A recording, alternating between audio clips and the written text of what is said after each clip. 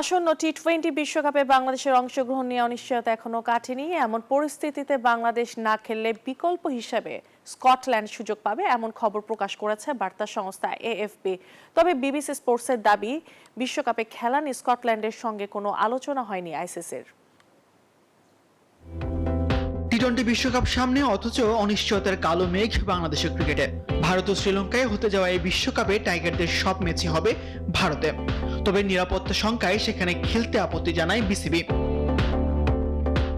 একই ইস্যুতে একাধিকবার আইসিসির সঙ্গে বৈঠক হলেও এখনো চূড়ান্ত সমাধান আসেনি। এর মধ্যে আন্তর্জাতিক গণমাধ্যমে উঠে আসে নতুন খবর, বাংলাদেশ খেলতে না পারলে টুর্নামেন্টের সুযোগ পাবে স্কটল্যান্ড। বার্তা সংস্থা এএফপি জানায়, বিশ্বকাপে অংশ নেওয়া দলগুলোর মধ্যে সর্বোচ্চ র্যাঙ্কিংধারী হওয়ায় স্কটল্যান্ডই সবচেয়ে এগিয়ে থাকবে। তবে এই খবরে খানিকটা ভিন্ন সুর শোনা গেছে বিবিসি ও ক্রিকেট স্কটল্যান্ডের পক্ষ থেকে। বিবিসির দাবি, এই বিষয়ে ক্রিকেট স্কটল্যান্ডের সঙ্গে আইসিসির কোনো আলোচনাই হয়নি। একই কথা জানিয়েছে ক্রিকেট স্কটল্যান্ডও। বিবিসি স্পোর্টসকে তারা নিশ্চিত করেছে, এখন পর্যন্ত তাদের সঙ্গে কোনো যোগাযোগ করেনি বিশ্ব ক্রিকেটের এই নিয়ন্ত্রক সংস্থা।